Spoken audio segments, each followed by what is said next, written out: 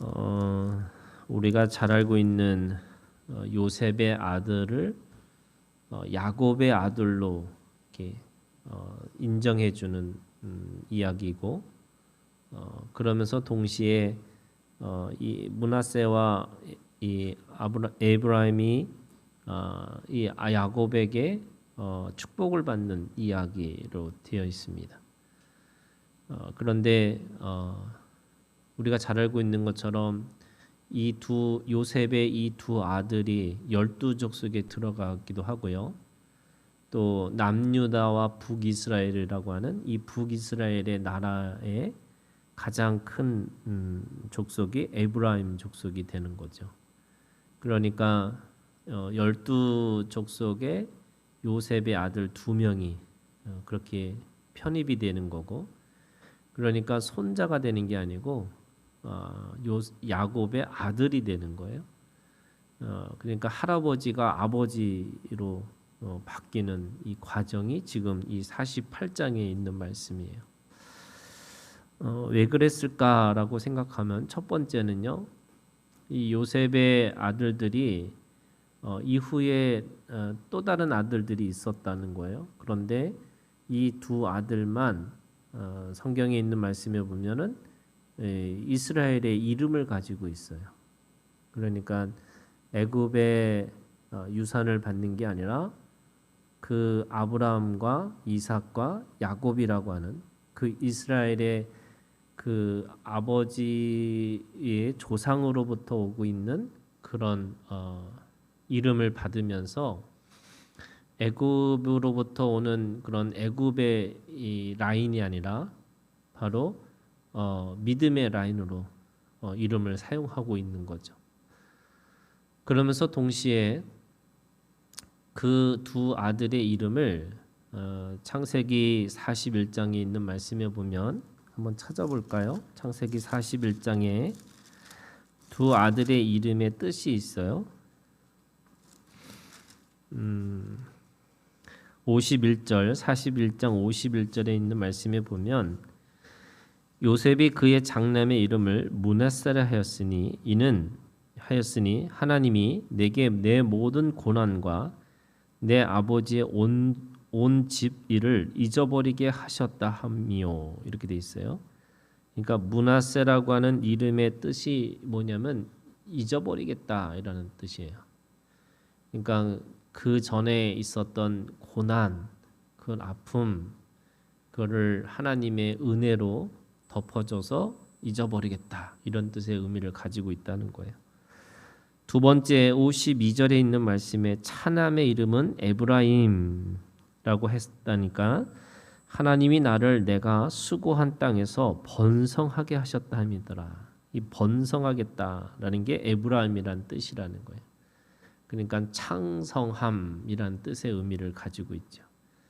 하나는 장자의 이름은 잊어버리는 거고, 두 번째 둘째 아들의 이름은 창성한다, 번성한다, 이런 뜻의 의미를 가지고 있다는 거예요. 그러니까 그들은 이 두 가지 이름을 통해서 이 요셉이 그 애굽에서 살아가는 하나의 방식이죠.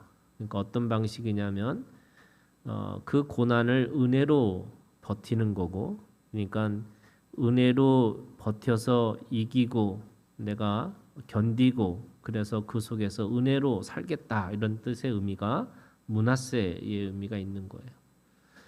그런데 두 번째는 이제 요셉이 그 모든 고난을 잊어버리고 그 애굽의 땅에서 풍성하고 부유케 되어서 담을 넘어서 이제는 그 생명력이 모든 사람들을 살리는 능력까지 되어졌다, 이렇게 얘기되는 거죠.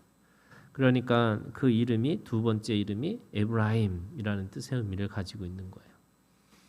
근데 야곱이 왜 요셉의 아들을 자신의 아들로 세웠을까라고 생각해 보면 사실은 두 가지 의미가 있는 거예요. 첫째는 레위 족속을 12족속에서 빼다 보니까 13족속이 되어야 되는 거예요.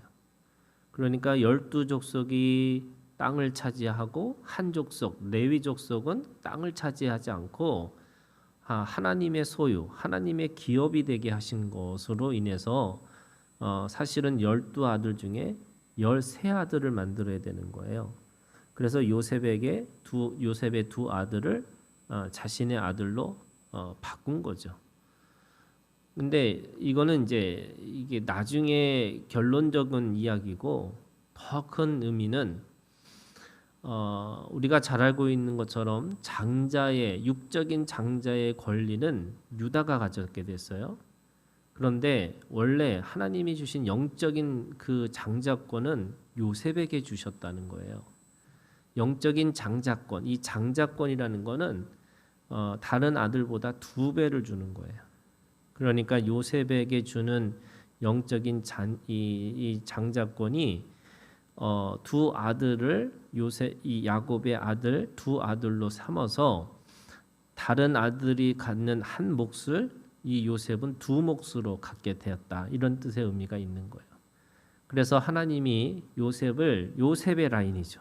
그러니까 그 요셉의 라인을 통해서 영적인 장자권을 주시겠다. 이렇게 말씀하시는 거예요.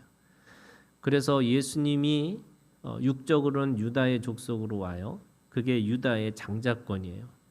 그런데 영적으로는 예수님이 하나님의 아들 되심이 어떤 거냐면 그 12족속의 모든 합친 것으로부터 영적인 이 장자권을 가지고 오시는 거죠. 그것이 뭐냐면 요셉의 생명력이에요. 애굽에서 구원하셨던 요셉의 믿음처럼 그 예수님도 애굽이라고 하는 이 땅의 정신, 그 애굽의 정신을 속에서 구원하시는 분이 바로 예수님이시기 때문에 그 예수님의 이 장자권, 영적인 장자권을 요셉의 믿음으로부터 온 것이다. 이렇게 얘기하는 거죠.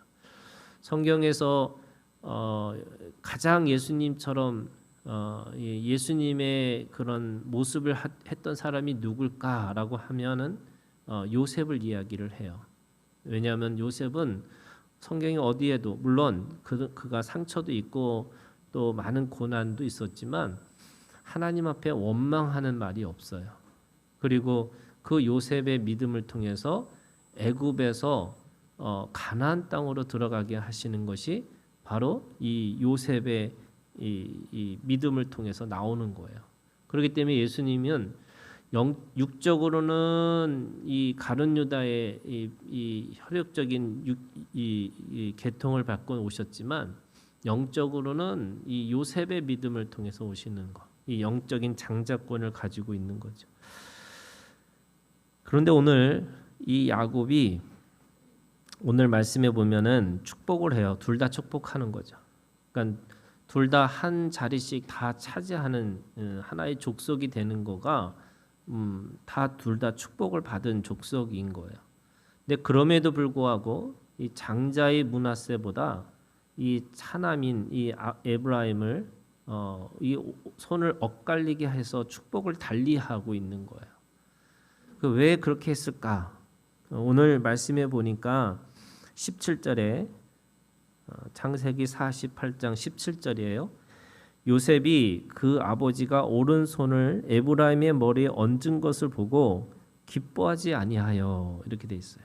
그러니까 원래 장자인 그 에브라임에게 그 장자인 므낫세에게 오른손으로 축복을 해야 되는데 왼손으로 그러니까 손을 엇갈리게 해서 이렇게 해가지고 축복을 했다는 거예요. 그러니까 요셉이 장자의 머리에 손을 오른손으로 이렇게 축복을 해주셔야 되는데 왜 그렇게 하십니까? 그랬더니 19절에 그의 아버지가 허락하지 아니하며 이르되 나도 안다 내 아들아 나도 안다 그도 한 족속이 되며 그도 크게 되려니와 그의 아우가 그보다 큰 자가 되고 그의 자손이 여러 민족을 이루리라. 우리가 잘 알고 있는 것처럼 에브라임이 이 북이스라엘의 주축적인 족속이 되는 거. 그래서 나중에 430년 애굽에서 나와서 가나안 땅에 들어가는 그 사건을 미리 예언한 것처럼 그렇게 지금 야곱이 그렇게 엇갈리게 축복을 해주는 거잖아요. 그런데 이 창세기에서 나오는 아주 독특한, 어떻게 보면은 장자들이 축복을 갖는 게 아니고 둘째들이 이 축복을 받는 사건들이 있는 거잖아요. 이스마엘보다는 이 이삭이 축복을 받는 거고, 사실은 아브라함도 성경을 보면은 그 조카 룻이 나이가 거의 삼촌하고 거의 비슷한 정도로 그렇게 세력을 가지고 있었다는 걸 보면은 이 아브라함도 장자가 아니었을 것이다, 이렇게 얘기를 해요. 그러니까 이 장자의 권리가 육적인 순서가 아니고 그런 어떤 둘째들을 통해서 나타나는 역사들이 있어요. 그러니까 왜 그럴까라고 생각해 보면 이게 이제 생명의 원리가 그렇다는 거예요. 큰 자가 작은 자를 섬기는 것이 생명의 원리라는 거예요. 세상의 원리는 이 작은 자가 큰 자를 섬기게 돼 있는 거죠. 돈이 없고 힘이 없으면 돈 있는 사람, 힘 있는 사람을 섬기게 돼 있다, 이렇게 돼 있는 거예요. 그런데 생명의 원리는 작은 자가 그러니까 큰 자가 작은 자를 섬기게 돼 있는 거죠. 그 생명의 원리라는 게 뭐냐면 아이들이 제일 연약한 존재지만 그 연약한 존재를 보호하는 것이 부모가 되는 거고 또 다른 가족들이 되는 것처럼 이 창세기의 모든 그 생명의 원리라는 시작이 어디서부터 시작하는 거냐? 바로 큰 자가 작은 자를 섬기는 것으로 나타난다는 거예요. 그래서 오늘도 똑같이, 물론 이 에브라임이 차남이긴 하지만 그가 그 큰 자가 될 것이고 그 큰 자의 것을 통해서 이 12족속을 통해서 하나님이 오실 것이다, 이렇게 말씀하고 있는 거죠. 21절에 있는 말씀에 보면 이스라엘이 요셉에게 또 이르되 나는 죽으나 하나님이 너희와 함께 계시다 너희를 인도하여 너희 조상의 땅으로 돌아가게 하시려니와. 그러니까 이 애굽의 땅에서는 므낫세가 더 위로가 되는 거죠. 이 힘든 시간을 겪어야 되니까. 그런데 가나안 땅에서는요 원리가 다르죠. 내가 잊어버리고 살아가는, 은혜로 살아가는 게 아니고 창성하고, 그러니까 부유하고 풍성한 삶으로 살아가는 게 가나안 땅의 이 원리가 돼야 되는 거예요. 그래서 이 에브라임이 그 가나안 땅에서 큰 족속이 되고 또 장자의 권리를 갖게 되고, 그렇게 되는 것은 그들이 애굽의 땅에서 죽을 사람들이 아니라 바로 가나안 땅에서 살아야 될 사람들이라고 이야기하고 있는 거죠. 그러니까 우리도 똑같아요. 우리가 하나님 앞에 은혜로 사는 거지만 그 은혜 안에서, 하나님 안에서 어떻게 사는 거냐면 풍성하고 부유하심을 따라서, 능력을 따라서 살아가는 게 맞는 거예요. 그래서 그걸 히브리서에 있는 말씀에 보면 초보의 도를 버리라는 거예요. 내가 은혜 받은 것 좋은 거죠. 그런데 그 은혜로만 기억하고 살아가는 게 아니라 그 은혜 위에 강하고 부유하고 풍성함, 그 하나님이 주신 것들을 누리고 살으라, 이렇게 말씀하고 있어요. 그래서 오늘 우리가 므낫세도 있고 에브라임도 있지만 결국에는 우리가 살아야 될 그 땅에서는 이 에브라임이 가지고 있는 이름 그대로 우리가 하나님 앞에서 창대한, 그 창성한 또는 부유한 풍성한 이 믿음을 가지고 그렇게 살라, 이렇게 말씀하고 있습니다. 오늘도 이 말씀 안에서 우리가 함께 기도하기를 원합니다.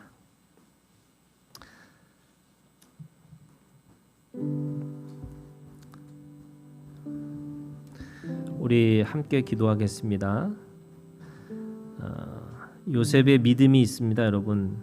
그 요셉의 믿음이 그 므낫세와 에브라임이라고 하는 이 이름 안에 있어요. 하나님의 은혜와 부유함이 그 인생 가운데 있었습니다. 여러분, 이 므낫세의 이름 또 에브라임의 이름을 부르면서 우리가 하나님 앞에 받은 은혜가 무엇인지, 그리고 그 은혜를 통해서 하나님이 주시는 그 강하고 또 부요하고 풍성한 하나님의 그 창성함이 무엇인지 우리가 함께 그것을 기억하면서 우리가 하나님 앞에 우리에게 주신 은혜를 기억하고 기도하고 우리에게 주시는 부요하고 풍성함에 대해서 기도하는 그런 시간을 갖기를 원합니다. 다 같이 기도하겠습니다.